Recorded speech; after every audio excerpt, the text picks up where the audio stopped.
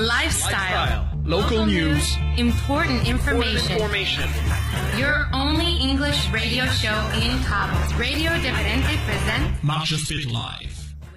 So we are here in this beautiful setting of Sur Beach Club, Beach House of La Esquina, and I'm with Bill Boyce, the host of Barra Destination Sur. Yep. Barra Sur. Yep, Destination Barra Sur. Destination Barra Sur. And actually, you're not a marine biologist. You're a fisheries biologist. fisheries. So what's the difference between the two? Yeah, I mean, obviously there's a lot of crossover in the fields. A marine biologist might be someone who would be involved also in what they call physical ocean, chemical ocean. You might have different parameters of the ocean itself.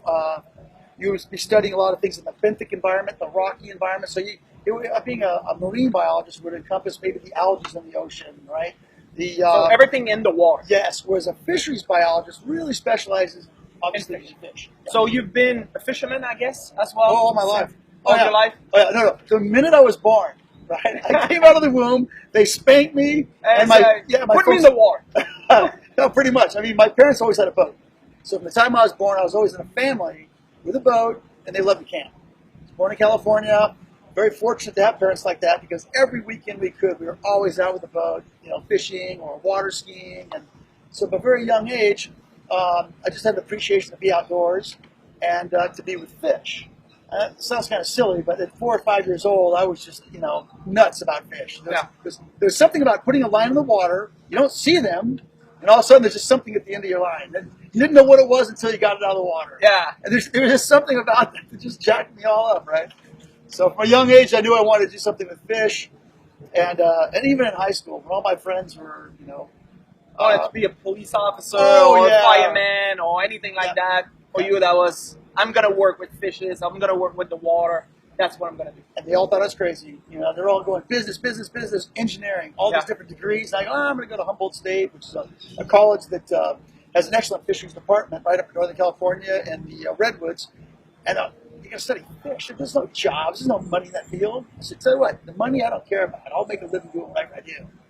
But, and there's very few jobs. But I'm a pretty competitive guy. If there's one job, I think I'll get it. Yeah. So now you've been doing this for almost 35 years? Yeah. And this brought you to work in the South United States. And this is where came this idea of Destination Barra Sur.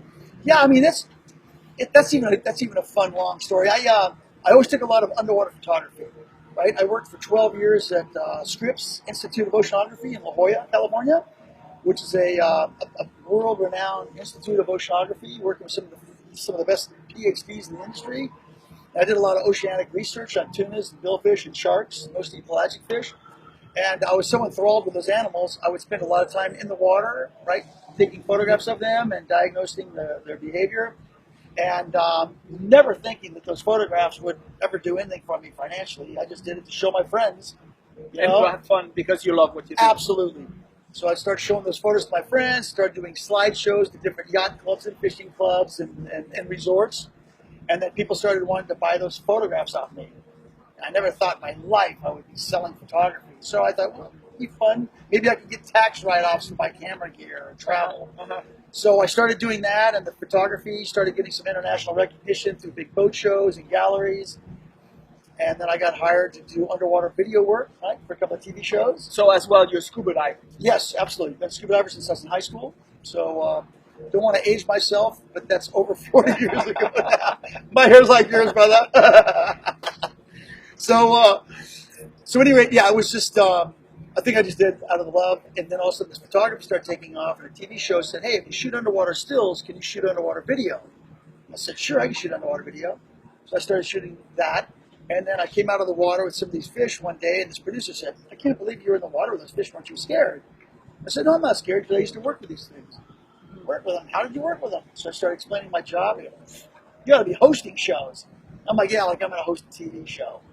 And that's how it all started. So the Outdoor Channel hired me to start hosting TV shows. And then I got my own film production crew. So then I would edit them, control the edits, control where we filmed, and just have make sure that you have a little bit of control Absolutely. and on the content and what you want to show, because we know TV production is a little dicey.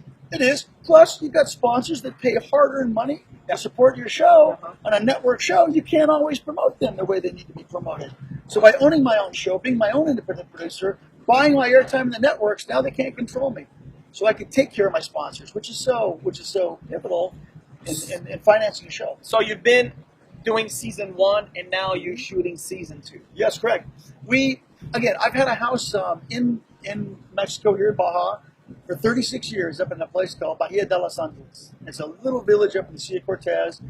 And I came down there in my early 20s and got a little piece of property and had a little trailer and built onto that, then sold it and bought a house. And I knew from a very young age that the heart of the Mexican people, their culture, their food was something that I think maybe in a past life I was probably a Mexican because I just love it down here, right? And so I thought, wow. I wonder why. No, right? I know. So I thought to myself, what a cool thing to do if I could use my TV production experience and connections to do a series about Baja. Teach the world what I would learn 36 years ago about how warm these people are, and crime isn't an issue. It's safe to travel here. Because you hear so much bad news, it's hard to get good news. And I just want it to be nothing but good news, show the love, the light of Baja, and bring that into everybody's living rooms to where hopefully they enjoy the show and think, I'm going to take a vacation with my family next year, and I'm going to try Baja. We really enjoyed Bill's show. So the idea of the show is to show the culture, to show Cabo is not just about fishing and golf. Right. There's other things, even though that you're someone who specializes in the fish, you talk about all kind of different things. Correct. We fashioned it after a very, very popular show on CNN called Anthony Bourdain, right? I mean, great host, so engaging. Yeah. Great guy. Yeah. I mean, he used to have a cooking show. Yeah. Now he doesn't even cook. He just travels the world and talks about food. Yeah. So, and because having been a photographer all my life, scenic photographer, I love shooting scenics, and I just love food. I love golfing. I love motorcycles. I love freediving. So I thought to myself, wow, I might as well refashion the show from just a fishing how-to show to more of a travel show like Anthony, and where he uses food as a common denominator with his audience. I'll use fishing. Yeah. But it was a perfect combination. And the networks, we were on NBC Sport this year. We were on Pursuit Channel. Currently, we're on World Fishing Network. We're on Wild TV Africa. And it's really funny because when we first delivered it to the networks, they go, God, this is a kind of a different show than we've had before. So I think It's this doing pretty good. Oh, man, the networks, after the first few weeks and the ratings came in, they go, we love this show. This is so different. So what would you say is the difference between your show and everything which has been done on fishing? Yeah. Most TV shows is a host, albeit probably a very intellectual, engaging guy who's interesting to watch fish, but it's just fishing for 30 minutes, Whereas us, it's like, hey, this week we're in Loreto, or we're in La Paz, or we're at East Cape, or we're in Avirojos, or we're down here in Cabo. And here's, above and beyond the fishing, here's these other great things to do. And what we really found out about the show, a lot of fishing shows, all the men will watch that. But the women and kids, not so much. Yeah. Our show, and we hear this every day, people go, you know what? Your show, the whole family watches. And that's when you really realize you've really gotten outside that typical mold of a fishing show, and you take it to a different level. So check this out on your local network, Destination Barasso with Bill Boyce. That's something that you need to do. And see us online too. www.destinationbajasur, and you can watch every one of the episodes online.